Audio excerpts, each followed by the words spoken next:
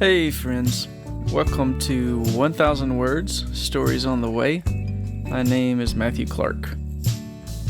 I really enjoyed walking through Holy Week this past week here on the podcast, and I'm so grateful to all the folks who contributed.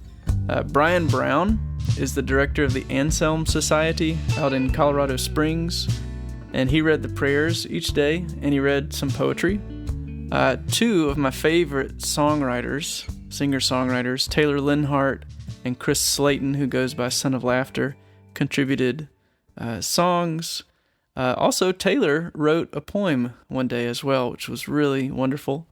Amy Lee wrote and read several pieces last week, and my friend Grace Andrews read a poem. Poet Malcolm Geit shared several of his sonnets, which were great, and Kirstin Jeffrey Johnson read a poem for us yesterday. It felt so great to collaborate on the Holy Week podcast, and just listening to those each night before I went to bed went a long way in helping me sense the reality of what Jesus has done for us. Not only that, but having the voices of friends along the way encouraged me really deeply, as those voices reminded me that I am part of a family, and I'm not just some, floating island. So thank you so much for listening, and thank you to all those who contributed last week. But wait, there's more, because it's still Eastertide. It's still Eastertide all the way up to Pentecost, which is May 31st. So, even though I'm moving this podcast back to its regular schedule each Monday, I don't want to hurry away from Easter just yet. So today I want to share two things. First is an excerpt from an article by Alexander Schmemann, who was an Eastern Orthodox priest, and his book, For the Life of the World, has been a huge encouragement to me the last, 6 or 8 years since I stole my friend Jay's copy. Thanks, Jay. And the second thing is a reading from The Lion, the Witch, and the Wardrobe that Kirstin Jeffrey Johnson sent over. But I didn't have room for it in yesterday's Easter Day podcast. But it's so wonderful, and she was so kind to do it, I thought, I've got to share it with you today. So I'm going to share that as well. If you like this podcast, please take a minute and write a review and share it on Facebook or Instagram with your friends. That's a big help in just getting this out there and helping people find it. I don't have any kind of promotional team or anything like that. So I really appreciate your help and support in doing this. Thank you. But here is the first reading. It's an excerpt edited for space from Alexander Schmemann's article, Easter in the Liturgical Year.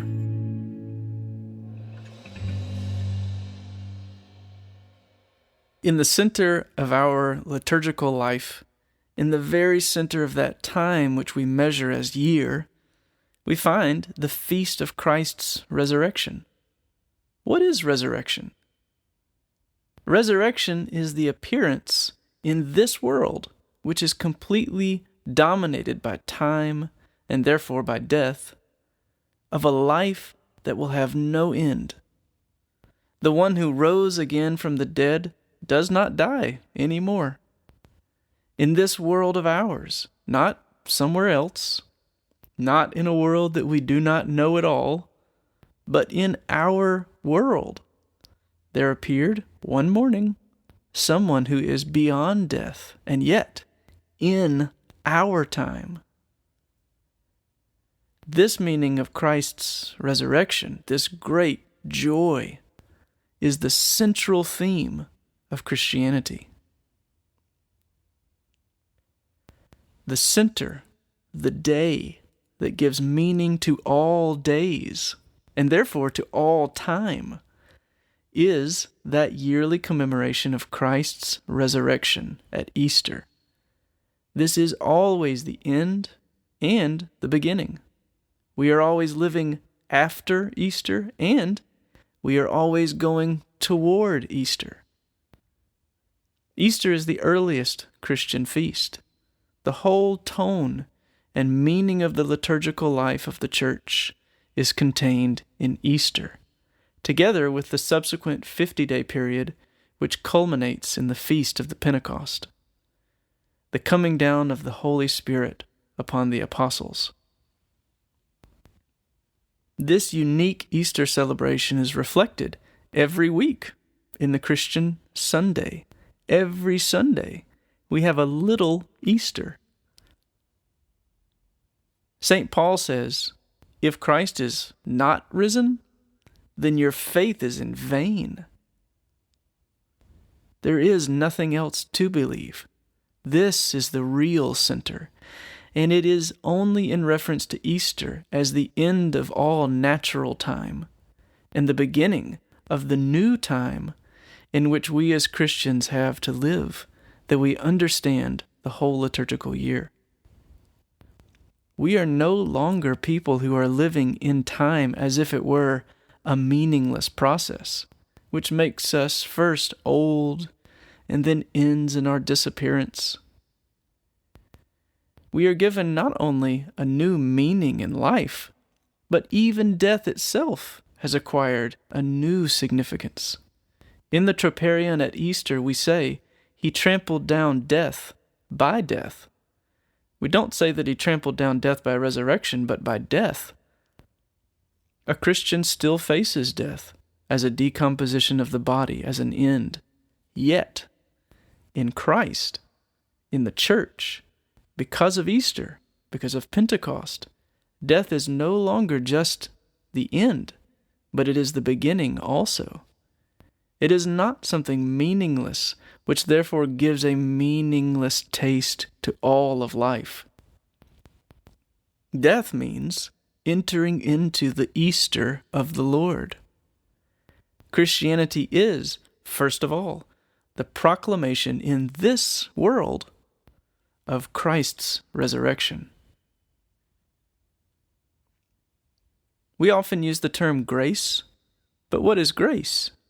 Charisma in Greek means not only grace, but also joy.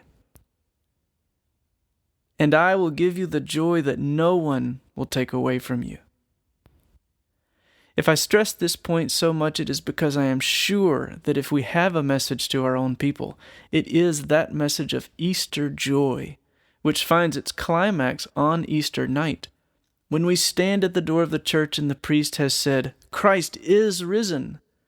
Then the night becomes, in terms of St. Gregory of Nyssa, lighter than the day.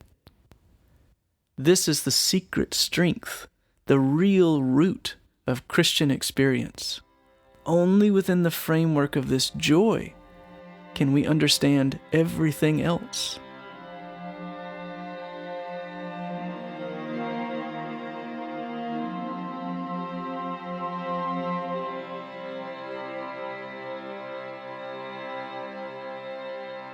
In the wood behind them, a bird gave a chuckling sound. It had been so still for hours and hours that it startled them. Then another bird answered it. Soon there were birds singing all over the place. It was quite definitely early morning now, not late night. I'm so cold, said Lucy. So am I, said Susan. Let's walk about a bit. They walked to the eastern edge of the hill and looked down. The one big star had almost disappeared. The country looked all dark gray, but beyond, at the very end of the world, the sea showed pale. The sky began to turn red. They walked to and fro more times than they could count between the dead Aslan and the eastern ridge, trying to keep warm. And oh, how tired their legs felt. Then at last, as they stood for a moment looking out towards the sea and Cair Paravel, which they could now just make out, the red turned to gold along the line where the sea and sky met, and very slowly came up to the edge of the sun. At that moment, they heard from behind them a loud noise, a great, cracking, deafening noise, as if a giant had broken a giant's plate. "What's that?" said Lucy, clutching Susan's arm. I feel afraid to turn round," said Susan. "Something awful is happening."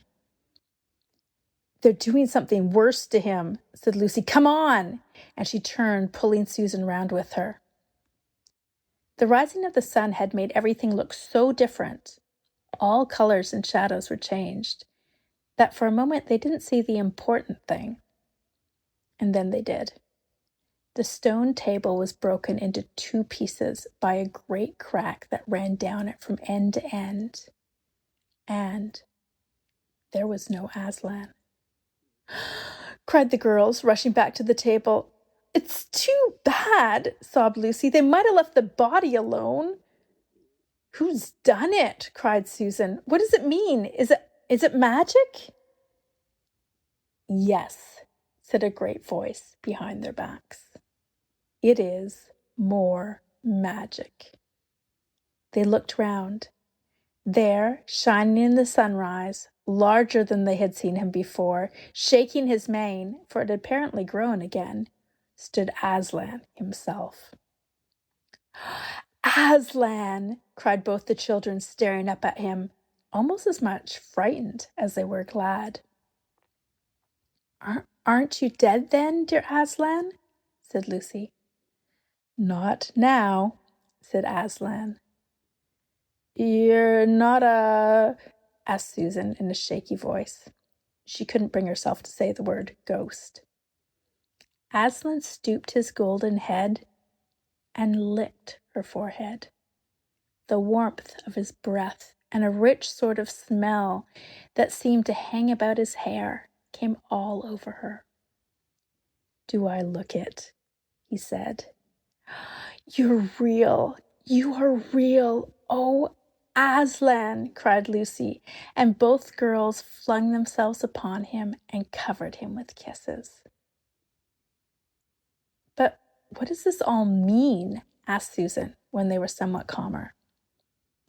"It means," said Aslan, "that though the witch knew the deep magic, there is a magic deeper still, which she did not know. Her knowledge only goes back to the dawn of time. But if she could have looked a little further back into the stillness and the darkness before time dawned, then she would have read there a different incantation. She would have known that when a willing victim who had committed no treachery was killed in a traitor's stead, the table would crack, and death itself would start working backwards. And now..." "Yes, and now," said Lucy, jumping up and clapping her hands. "Oh, children," said the lion, "I feel my strength coming back to me. Oh, children, catch me if you can." He stood for a second, his eyes very bright, his limbs quivering, lashing himself with his tail. Then he made a leap high over their heads and landed on the other side of the table. Laughing, though she didn't know why, Lucy scrambled over it to reach him. Aslan leaped again.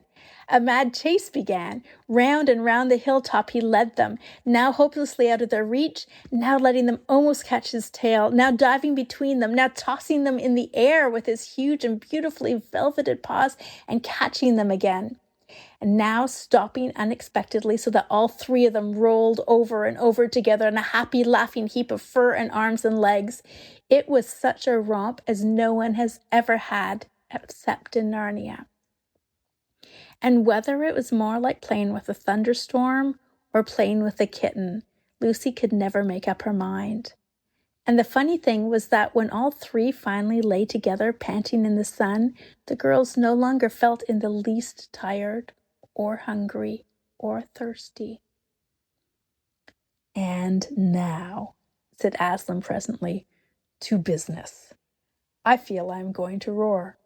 You had better put your fingers in your ears." And they did. And Aslan stood up, and when he opened his mouth to roar, his face became so terrible that they did not dare look at it. And they saw all the trees in front of him bend before the blast of his roaring as grass bends in a meadow before the wind. Then he said, "We have a long journey to go.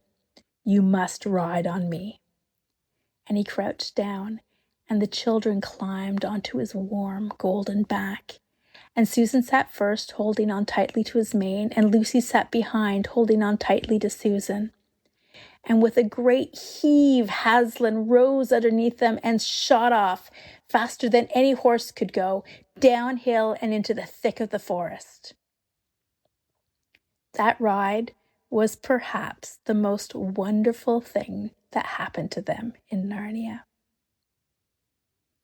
Have you ever had a gallop on a horse?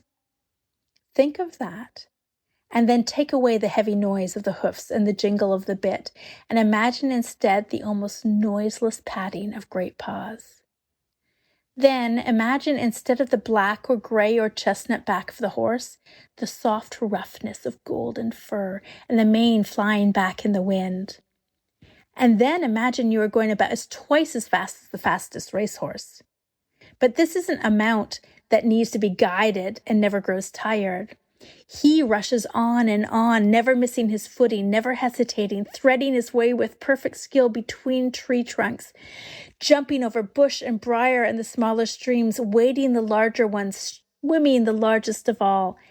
And you are riding not in a road, nor in a park, nor even on the downs, but right across Narnia in spring, down solemn avenues of beech and across sunny glades of oak, through wild orchards of snow-white cherry trees, past roaring waterfalls and mossy rocks and echoing caverns, up windy slopes alight with gorse bushes, and across the shoulders of heathery mountains and along giddy ridges, and down, down, down again into wild valleys and out into acres of blue flowers.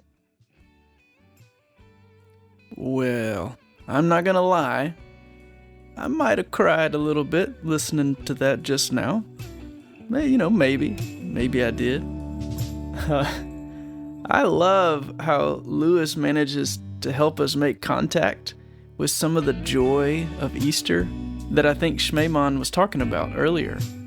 And Kirstin's reading was just a whole kind of joy in itself. Thank you so much for sharing that reading with us.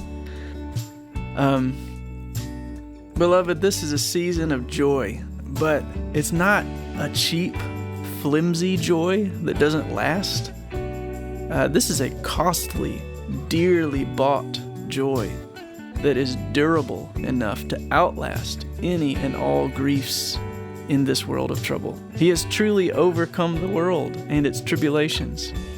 And we may weep, but as Schmemann says, in the midst of our weeping, we hold a secret strength. Or, like Aslan says, we participate in a deeper magic that is older than the world, but that has been born, has lived, died, and been resurrected in this very world upon which you and I now walk. That is really amazing news. So, happy Eastertide. That's all for this week. Thanks for listening. Please share this with your friends and leave reviews, and I will see you next week.